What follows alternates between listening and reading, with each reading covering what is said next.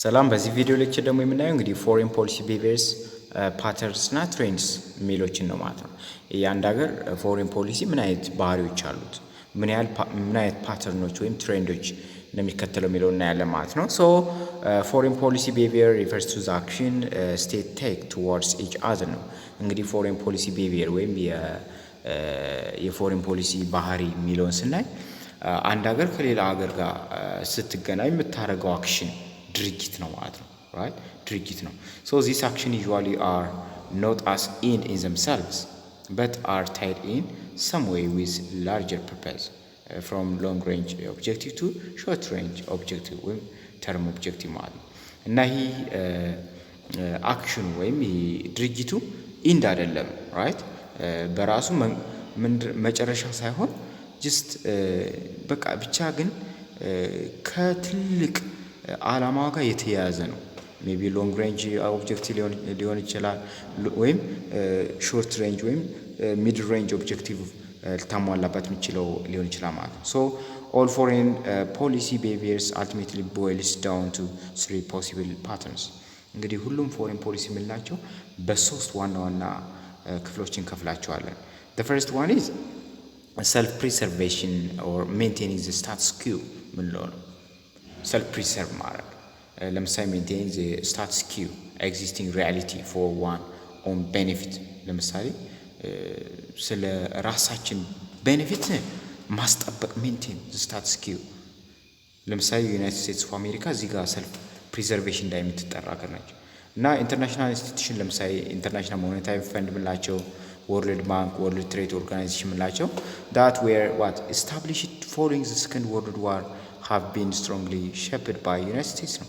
እንግዲህ ለምሳሌ እነዚህ ትልቅ ኦርጋናይዜሽኖች ከሁለተኛ ዓለም ጦርነት በኋላ የተቋቋሙ ናቸው። በአሜሪካ ነው የተቋቋሙት right so underlying philosophy of such institutions and even the decisions making procedure are all shaped to serve the global interest of the country ነው።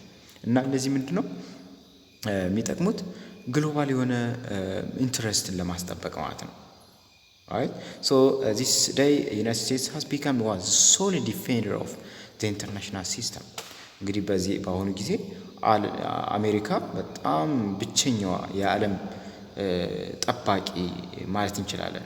right ሊበራል ኢኮኖሚ ፖለቲካ ኦርደር እንግዲህ በጣም አሪፍ ሁሉንም ሀገር በሰላም እንዲኖር የምታረግ ብቸኛ አገር ነች። ለምሳሌ አሁን በተለያየ ጦርነት ጊዜ አሁን አሜሪካ ማዕቀብ ትጥላለች ራይት ማዕቀብ ትጥላለች ብዙ ማዕቀብ ትጥላለች ወይም እነዚህ ኢኮኖሚክ ኢንስትሩመንት ምንላቸው ማለት ነው ማለት ፎሬን ፖሊሲ ኢንስትሩመንት ምንላቸው በቃ አፕላይ ታደርጋለች ማለት ነው ወይም ማዕቀብ ትጥላለች በተለያየ ጊዜ ምክንያቱም የዓለም ሰላም ለማስጠበቅ ስትል ነው። ሶ ሁለተኛው ደግሞ ሰልፍ ኤክስቴንሽን ነው right revising the status quo in one's own favor ነው።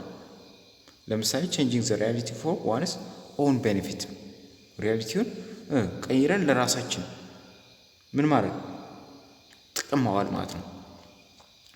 ሶ ኒውሊ ኢመርጂንግ ፓወር ለምሳሌ እነ ቻይና እነ ኢንዲያ እነ ብራዚል እነ ጀርመኒ እዚህ ውስጥ ይገባሉ።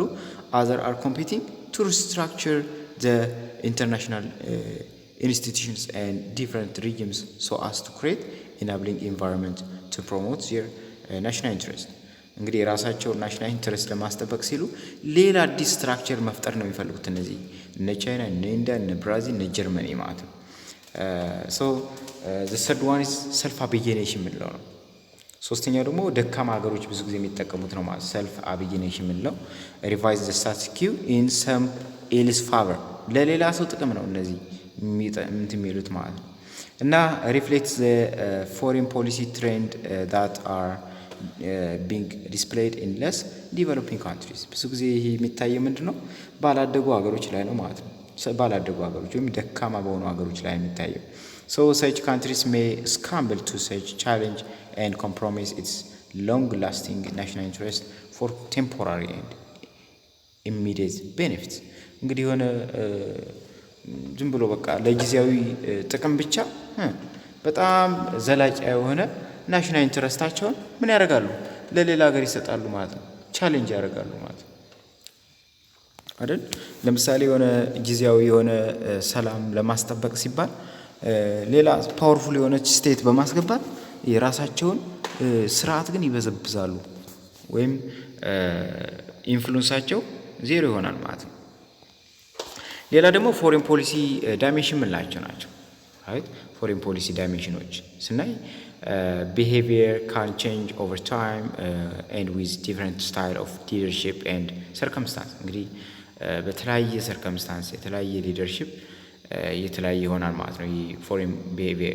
ፎሬን ፖሊሲ ይቀየራል፣ ባህሪ ይቀየራል እና there are 3 ፎሬን ፖሊሲ ዳይሜንሽን 3 ዋና ዋና ፎሬን ፖሊሲ ዳይሜንሽኖች አሉ። ከነዚህ ውስጥ ማን ነው? የመጀመሪያው አላይመንት ነው። ተዛ ከአላይመንት ስኮፕ ነው። ከስኮፕ ቀጥሎ ደግሞ ምን ይሆናል ማለት ነው? ጀስት ሞድ ኦፍ ኦፕሬሽን ወይም ሞዱለስ ኦፕራንዲ ናቸው። በውስጣቸው ደግሞ የራሳቸው የተከፋፈሉት አለ። በውስጣቸው ደግሞ ኤግዛምፕሎች አሉ። እነዛና ኤግዛምፕሎች ሀገሮችን መያዝ አለባችሁ ማለት ነው። ለምሳሌ አላይመንት ምንለው ብዙ ጊዜ እንደ ፈተና ይመጣሉ። ኤግዛምፕል በምርጫ መንገድ እነዚህ ካንትሪዎችን አላይመንት የነበሩ ምን ናቸው ወይም እነዚህ እያሉ በቃ ያመጧቸዋል። እነሱ መያዝ አለባቸው። አላይመንት ለምሳሌ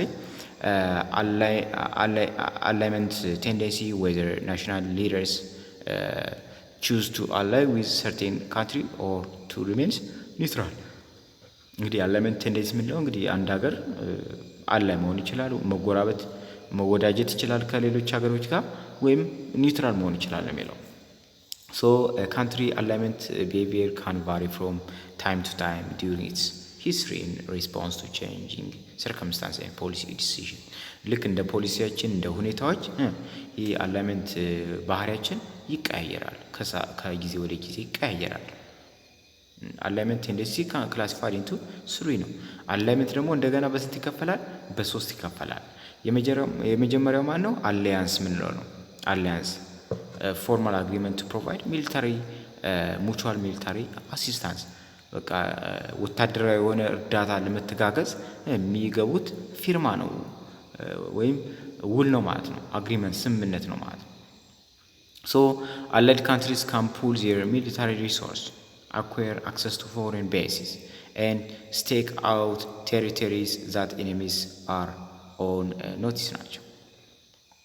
እና እነዚህ አላይድ ካንትሪዎች ምንድነው ሚሊታሪዎችን ወደ ሌላ ሀገር ይሰዳሉ ሰላም ለማስጠበቅ። ሌላ ደግሞ acquire access to foreign bases, stake out territories and that enemies are once notice ነው የሚለው። so alliance state also risk interference ናቸው by allies in domestic affairs and the possibility being dragged ነው። እና እነዚህ አላይንስ የሚገቡ ስቴቶች ብዙ ጊዜ ደግሞ ምንድነው ሪስክም ተቀባይ ናቸው። ለምን? ለምሳሌ ኢትዮጵያ ከአሜሪካ ጋር አላይንስ ብትፈጥር ጀስት አሜሪካ ከሌሎች ሀገሮች ጋር ስትገጥም ኢትዮጵያም ትገጥማለች። ያኔ ሌሎች ሀገሮች ደግሞ አሁን ለምሳሌ ኢትዮጵያን ቢወሩ ያን ሪስክ ትወስዳለች ማለት ነው። አላይንስ የሚባለው ይሄን ሪስክ መውሰድ አለበት ነው የሚለው።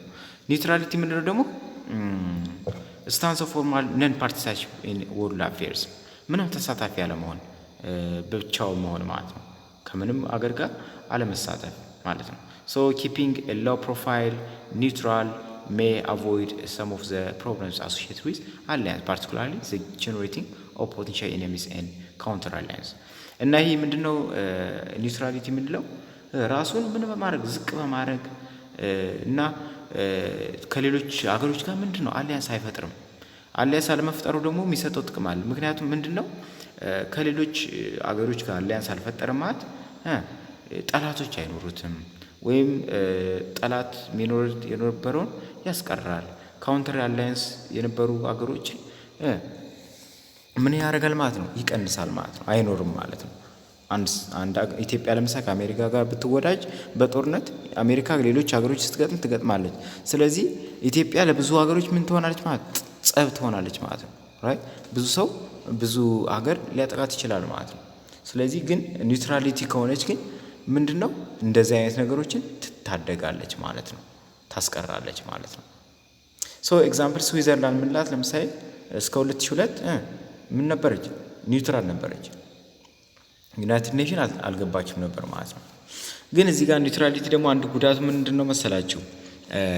ጀስት እንትኖች ጋር ካልተወዳጀን ሌላ ሀገሮች ደግሞ ክፍተታችን አይተው የሚያጠቁን ይኖራሉ ማለት ነው። ያኔ ሪስክ የምንወስድ ብቻችን ነው ማለት ነው። ሌላ የሚያግዘን አካል የለም ማለት ነው። ሌላ ስቴት አያግዘንም ማለት ነው። ምንም ሚሊታሪ ኤድ አናገኝም ማለት ነው። ሶ ሲ ነን አላይመንት ምንለው ነው።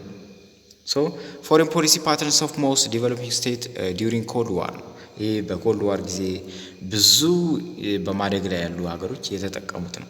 ራይት ሶ ሙቭመንት ነን አላይመንት ሙቭመንት ምንለው in which they called new foreign policy path ወይም choice to be followed disregarding both the west and east bloc politics and alliance ነው። በዚህ በኮልድ ዋር ጊዜ ኢስት ብሎክ እና ዌስት ብሎክ የሚባል ነበረ። ምዕራቡና ምስራቁ ብሎክ ነበረ። የአሜሪካና የማን የራሽያ ማለት ነው አሊያንስ ነበረ ማለት ነው። እና also there was a practically impossible non-alignment movement has noble agenda that he called south cooperation ሳውዝ የነበሩት ምን ነበሩ? ኮኦፕሬት ሲያደርጉ ነበር ነው ይላው ነን አላይመንት ሙቭመንት ሲጠቀሙ ነበር ማለት ነው። ሁለተኛው ደግሞ እንግዲህ ዳይሜንሽን ከምንላቸው ሁለተኛው ስኮፕ ነው። ስኮፕ ሶ ሪፈርስ ዘ ስኮፕ ኦፍ ዘ ካንትሪ አክቲቪቲ ኤንድ ኢንትረስት እንግዲህ አንድ ሀገር ናሽናል ኢንትረስቷን የምታስጠብቅበት ወይም ፐርሲ የምታደርግበት ስኮፑ ስፋቱ ጥልቀቱ የሚለው ነገር የሚያይ ነው ማለት ነው። ሶ there are three kinds of actors regarding scope ነው። እንግዲህ ስኮፕን በተመለከተ ሶስት አክተሮች አሉ። ለምሳሌ ግሎባል አክተር አለ። አክት ግሎባል ተርም ነው። ለምሳሌ ግሎባሊ ነው አክት የሚያደርጉት ማለት ለምሳሌ ግሎባሊ ማለት ዓለም አቀፋዊ interacting regularly with the countries in nearly every regions of the world ልክ በአጠቃላይ ከዓለም ሕዝብ ጋር ኢንተራክት የሚያደርጉ ናቸው እነዚህ ግሎባል አክተር ምንላቸው ወይም ግሎባል ተርም ምንላቸው ማለት ነው። አክት ኢን ግሎባል ተርም ምንላቸው ለምሳሌ እዚህ ዘንዳ ዩናይትድ ስቴትስ ኦፍ አሜሪካ እና ቻይና እነዚህን ኤግዛምፕሎች የያዙ እዚህ ጋር ያሉ ኤግዛምፕሎች እያንዳንዳቸው ፈተና ይመጣሉ 100% ማለት ነው። the second one is regional actor ምንላቸው አክት ሪጂናል ተርምስ ነው። እነዚህ ሪጂናል አክት የሚያደርጉ ለምሳሌ ኢትዮጵያ በምስራቅ አፍሪካ አክት የምታደርግ ከሆነ ምስራቅ አፍሪካ አንድ ሪጅን ነው። ሶ ሪጂናል ትባላለች ለምሳሌ ማለት ሶ ሪጂናል አክተር አክት ኢን ሪጂናል ተርምስ ነው። ክልል ማለት አይደለም። ልክ እንደ ኢንተርናሽናል ስናየው ክልል ማለት የሀገር ውስጥ ክልል ሳይሆን ለምሳሌ ኢስት አፍሪካ አንድ ሪጅን ነው። ሳውዝ አፍሪካ አገሪቱ ሳይሆን ሳውዝ አፍሪካ ደቡብ አጠቃላይ አፍሪካ ምንድነው አንድ ሪጅን ነው። ሳውዝ ኤዥያ ምናምን እያለ ማለት ነው ሌሎች ሪጅኖች አሉ ማለት ነው። እና እነዚህ ሪጅናል አክተር የምንላቸው ሪጅናሊ አክት ያደርጋሉ ማለት የተወሰነ ሀገሮች በሚያካልል አካባቢ ማለት ነው። እና ኢንተራክቲንግ ፕራይማሪ ዊዝ ናይቦሪንግ ስቴትስ ኢን ዘ ሴም ጂኦግራፊካል ኤሪያ ኤክሴፕት ፎር ኮንታክት ፍሪኩዌንትሊ ኮንሰርኒንግ ኢኮኖሚክ ኢሹስ ሰች አስ ትሬድ ነው። እነዚህ ብዙ ጊዜ ሪጅናል አክተር የምንላቸው ምንድን ነው ዊዝ ናይቦሪንግ ስቴትስ ነው። ከጎረቤት ሀገሮች ነው ጋር ነው ብዙ ጊዜ ኢንተራክት የሚያደርጉት ራይት። ሶ ሳውዝ አፍሪካ ለምሳሌ አፍሪካ ጀነራሊ ሳውዘርን አፍሪካ ኢን ፓርቲኩላር ለምሳሌ ሳውዝ አፍሪካ በሳውዘርን አፍሪካ በደቡብ አፍሪካው አካባቢ ያሉ አገሮችን ብዙዎች ጋር ምንድነው ግንኙነት ታደርጋለች። ኢንዲያ ለምሳሌ ሳውዘርን ኤዥያን ሪጅን በዚህ ምን ታደርጋለች ማለት ነው አክት ያደርጋል። ስለዚህ ሪጅናል አክተር ተተባላቸው ሳውዝ አፍሪካ እና ኢንዲያ አስ ኤግዛምፕል መጥቀስ ትችላላችሁ ማለት ነው። ዛዘር ዋን ኢዝ አይሶሌሽኒዝም ነው። የተገለለ ማለት አይሶሌት የሆነ ማለት ነው። ሶ ስኮፕ ኦፍ ካንትሪ ፎሬን ፖሊሲ ቱ ቢካምስ ሶ ናሮ ዛት አይሶሌሽኒዝም በጣም ጠባብ መሆን ወይም ብቻውን መሆን ማለት ነው። ራይት ሪዛልት ባይ ሰም ሞመንትስ ኢን ሂስትሪ such as scale weakness or geographical remoteness እነዚህ በልክ እንደ ሂስትሪ እንደ ታሪክ ደግሞ እንደምንሰማው ለምሳሌ በምን ይመጣል በጥንካሬ ዊክነስ ደካማ በመሆን ወይም ጂኦግራፊካል ሪሞትነስ በቃ አካባቢው ኢናብል ማያደርግ ከሆነ ሪሞት ከሆነ በጣም ገጠራማ ከሆነ በጣም የራቀ ከሆነ ልክ እንደዛ አይነት ለምሳሌ few countries have even been totally cut off from the outside world አንዳንድ ሀገሮች አሉ ለምሳሌ ምንም በቃ ግንኙነታቸው የሞተ ማለት ነው። In an age of interdependence, isolationism becomes what? An increasing less viable foreign policy orientation. እና ይህ በዚህ በኤጅ ኦፍ ኢንተርዲፔንደንስ ወይም ኤጅ ኦፍ ኢንተርዲፔንደንስ ማለት በዚህ ዘመን እንግዲህ ሁሉ ነገር ኢንተርኮኔክት ነው። ሁሉ ነገር በዚህ ዘመን አይሶሌሽኒዝም መላ አይደለም ነው፣ መፍትሄ አይሆንም፣ አማራጭ አይሆንም ነው። ለምሳሌ እነዚህ ቡርማ በ1960 እስከ 1970ዎቹ ቡርማ የምትባል ሀገር ምን ነበረች? አይሶሌሽኒዝም ስትከተል ነበር። The third one is mode of operation ወይም modulus operandi የምንለው ነው። right? modulus operandi የምንለው ነው። So the methods of operation to address different issue ለምሳሌ multilateral means ሊሆን ይችላል። multilateral means ስንል greater its tendency to seek solution to problems through diplomatic forums in which several states participate, such as the United Nations, rather than utilizing purely bilateral country-to-country approach. Right? multilateral means ምንለው ለምሳሌ ከብዙ አገሮች ጋር ምን ማድረግ ነው? መገናኘት። ለምሳሌ አሁን ይህ ዩናይትድ ኔሽን ብዙ አገሮችን ነው የሚያገናኛል። በጣም ብዙ ከ190 በላይ አገሮች። Most developing countries used the military approach because እንግዲህ ብዙ ዲቨሎፒንግ በማደግ ላይ ያሉ አገሮች ምንድነው መልቲላተራል አፕሮችን ይጠቀሙ። ለምንድነው ምክንያቱ ስንል multilateral forum would enhance collective bargaining power of these countries vis-a-vis other developed countries. እንግዲህ እነዚህ መልቲላተራል ፎርም የሚጠቀሙበት ምክንያት ኮሌክቲቭ ባንድ ላይ ሲሆኑ ፓወራቸው ይጨምራል፣ ብዙ ፕሮብሌሞችን ሶልቭ ማድረግ ይችላሉ ማለት ነው። So establishing bilateral relation, establishing embassies, assigning diplomatic staff are often found to be what? costly. ለምሳሌ አንድ ላንድ የሆነ ግንኙነት ቢሆን በጣም ኤምባሲዎችን ማዘጋጀቱ ዲፕሎማት ስታፎች ምናምን ከባድ ይሆናል። ስለዚህ ኮሌክቲቭሊ ግን ሲሆን ምንድነው አሪፍ ነው ማለት ነው። regardless of the power, the capability equation, countries may opt to use multilateral framework as the best strategy to address issues ነው እና ከፓወርን ወይም ካፓቢሊቲን ሳንጠይቅ ወይም ኮንሲደር ሳናደርግ አንድ ሀገር ብዙ ሀገሮች ምንድነው መልቲላተራል ፍሬምወርክን ተመራጭ ያደርጉታል። ለምን? በጣም አሪፍ ነው። ለምሳሌ እነ ጀርመን፣ ስካንዲቪያን ካንትሪዎች ይሄን ይጠቀማሉ ማለት ነው። ሌሎች ደግሞ ዩኒላተራል ሚንስ ነው። አንዳንዶች ደግሞ ዩኒላተራል ሚንስ ይጠቀማሉ።